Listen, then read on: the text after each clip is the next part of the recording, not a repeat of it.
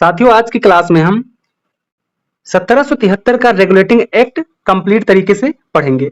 साथ ही इस वीडियो को पूरा देखना और इस टॉपिक से साथी क्वेश्चन नहीं छूटेगा। ठीक है, इस टॉपिक को बहुत अच्छे से कवर कर लिया है, सारे पॉइंट इसमें कवर किए गए हैं।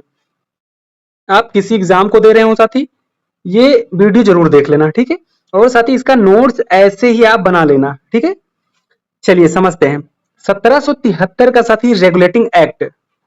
तो साथी ये कब आया, तो आप कहेंगे 1772 में एक गुप्त समिति बनी। ठीक है, ये गुप्त समिति बनी थी साथी, यानी इसका गठन हुआ था ब्रिटिश पीएम नॉर्थ द्वारा। ठीक है, ये जो ब्रिटिश के पीएम थे नॉर्थ, इनके द्वारा गुप्त समिति का गठन हुआ था।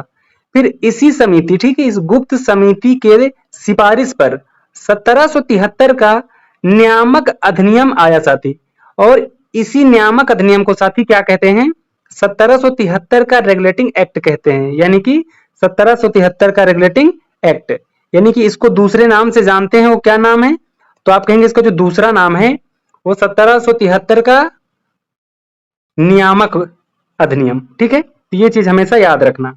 तो इसी की सिफारिश पर साथी ये एक्ट आया। ठीक है, इस एक्ट का उद्देश्य क्या था, तो आप कहेंगे कंपनी में भ्रष्टाचार को समाप्त करना था। ठीक है, जो कंपनी में भ्रष्टाचार हो रहा था ब्रिटिश ईस्ट इंडिया कंपनी में, उसी के भ्रष्टाचार को समाप्त करना था। ठीक है, और क्या काम हुआ इसके अंतर्गत, तो कंपनी के प्रशासन की देख रेख हेतु इंग्लैंड में 2 संस्थाएं बनाई गई। ठीक है, 2 संस्थाएं वो कौन कौन सी हैं, तो आप कहेंगे निदेशक मंडल थी, दूसरी हितधारकों का मंडल। ठीक है, तो साथी ये 2 संस्थाएं 1773 का रेगुलेटिंग एक्ट में बनाया गया। ठीक है, ये याद रखना।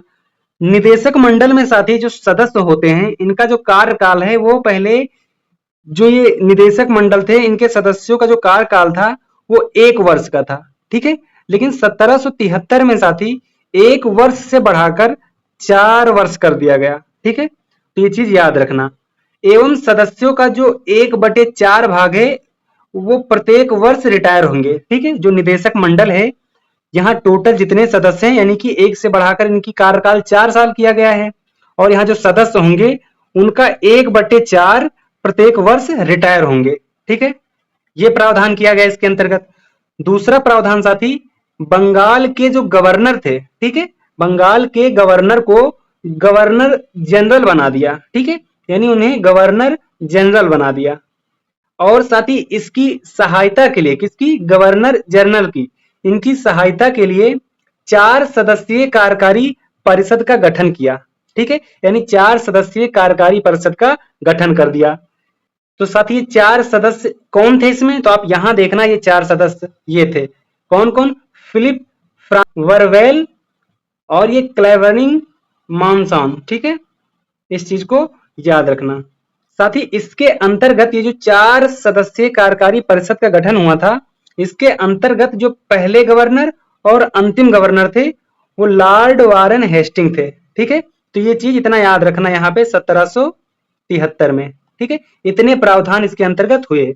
और साथ ही जो पॉइंट है, इसी के द्वारा, ठीक है, 1773 का जो रेगुलेटिंग एक्ट है, इसी के द्वारा साथी मद्रास एवं बंबई के जो गवर्नर हैं, ठीक है, बंगाल के गवर्नर जनरल के नियंत्रण में दे दिया गया था। ठीक है, यानी जो मद्रास एवं बंबई के गवर्नर होते हैं वो बंगाल के गवर्नर जनरल के नियंत्रण में हो गए। ठीक है, साथ ही इसी के द्वारा भारत में कलकत्ता में, ठीक है, भारत में कलकत्ता में 1774 में उच्चतम न्यायालय की स्थापना की गई। ठीक है, तो आप याद रखेंगे जो उच्चतम न्यायालय की स्थापना हुई है वो 1774 में हुई है, लेकिन किस एक्ट के द्वारा, तो आप कहेंगे 1773 एक्ट के द्वारा। ठीक है, इस चीज को याद रखना।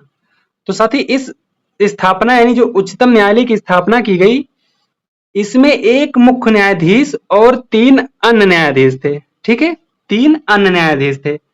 तो साथ ही जो प्रथम मुख्य न्यायाधीश थे, प्रथम मुख्य न्यायाधीश, तो आप कहेंगे सर एलिजा एम्पे थे। ठीक है, सर एलिजा एम्पे थे। जो अन्य 3 सदस्य थे वो थे व्हाइट, लेमेस्टर, चैम्बर। इस चीज को पढ़ लेना। इसके बाद जो एक और प्रावधान किया गया, इसके द्वारा बिना लाइसेंस के व्यापार पर रोक लगा दी। ठीक है, यानी कि निजी व्यापार करने एवं भारतीय लोगों से उपहार व रिश्वत लेने पर रोक लगा दी। तो साथी 1773 के माध्यम से 1773 एक्ट के माध्यम से साथी इतने सारे प्रावधान किए गए थे। ठीक है, तो साथी इस वीडियो को अधिक से अधिक लोगों तक शेयर करना और साथ ही कमेंट करना और चैनल पे नए हैं तो सब्सक्राइब कर लेना। इसका पीडीएफ रेडी हो रहा है, बहुत जल्द आपको पीडीएफ मिल जाएगा। और साथ ही ये जो फोटो है, ठीक है, इसका जो पोस्ट कर दूंगा यूट्यूब पर, ठीक है, तो आप वहां से जाकर के ये पढ़ सकेंगे अच्छे से। ठीक है, बाकी साथ ही चैनल को सब्सक्राइब कर लेना और अपने दोस्तों में शेयर करना।